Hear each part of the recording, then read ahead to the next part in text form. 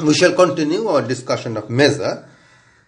In the last video, we talked about measure in an intuitive way. Now we are trying to make it more rigorous. The first question is measure of what? If the measure is length, in that case we talk about various line segments of finite length. And if our measure is area, then we talk about various subsets of R2 like this.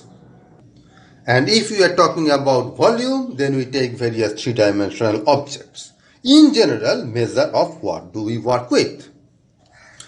To unify all this, whenever we talk about measure in general, we start by specifying what kinds of set we want to work with. That universal set, suppose I call it S, then we'll talk about measure of subsets of S. So in case of area, it could be R2. In case of length, it could be all line segments. In case of volume, it could be all 3D objects. In case of counting, it could be all finite sets like that. Now the next question is measure of subsets. Which subsets? Well, a priori, there is no reason to choose some subset over some other subset. So in our first attempt of defining measure, we shall consider all subsets. So here is our attempt 1. We start by fixing some universal set S.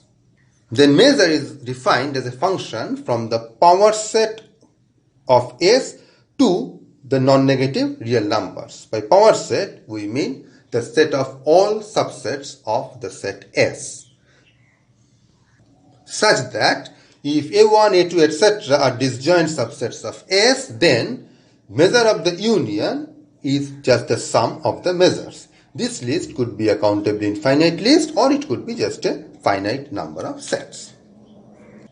Now this part of the definition is the general thing. So this is satisfied by all types of measures, whether it is length or area or volume or counting or whatever. Now when we want to work with measure in real life, naturally, we also want to apply it on some particular thing. So we will study measure in general and then try to reap its benefit in some particular context, like in the context of counting, in the context of area or something like that. So we need some specific condition which will anchor this general thing for that specific application. Now the specific part obviously will depend on what example you are working with. So I will give you a number of examples. Suppose you are working with area.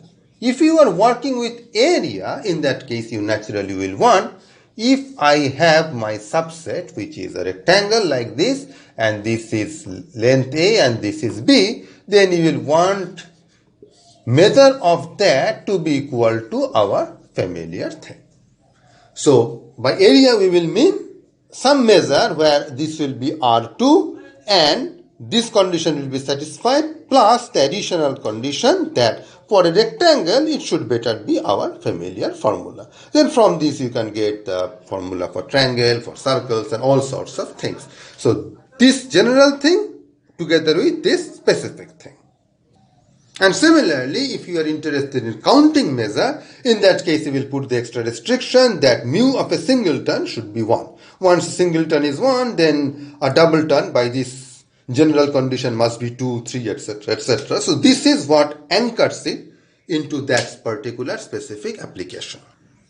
Similarly, if your application area is probability of a coin toss, then your S will be the set head and tail, and you will put the restriction that since the coin cannot land in any other way other than head and tail, probability of this head-tail set must be equal to 1. So this is specific to the application area of probability.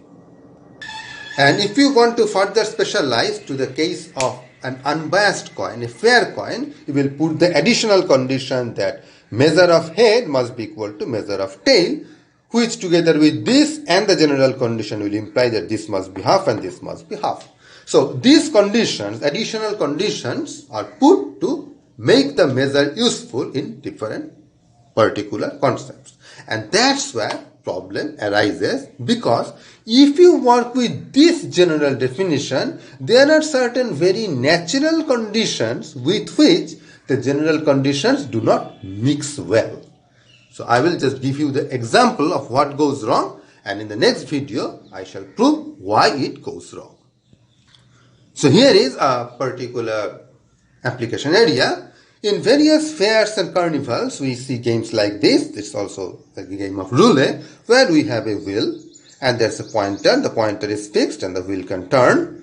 So what the people do is they will rotate it, and it will start rotating and then stop at a random position, and the point that will be directly below the pointer is the outcome of this random experiment, and you do various things based on that. You give out various prizes, etc., etc. Now, in most of the standard versions that we see, there are some finitely many groups or finitely many marks, but the mathematical version that we shall do here, we will consider the entire ring. So there are uncountably infinitely many points on the circumference. So our S is this circle, just the circumference, and any point can be under the pointer. So we want to capture the idea that this turns randomly and any point is equally likely.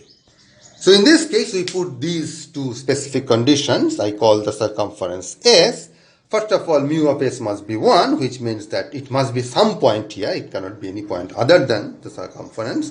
And the next condition is I want to capture the idea that it is equally likely to land everywhere. So I cannot say that every point has equal probability, because all of the points will have probability 0, all the individual points. So I put this condition. You take any subset of this. Any subset could be this and this. So that's one subset.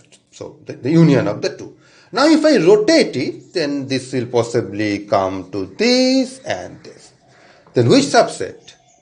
Is this? Does this have higher probability or this has higher probability? The answer is the same, because if you rotate it, every side is equal. So I will say for any subset A of S, its measure must be same as the measure of the subset that you obtain by rotating. So I am writing it in a very non-mathematical way. So for all subsets A of S and take any rotation, then the measure before rotation is same as measure after rotation. So this is very natural.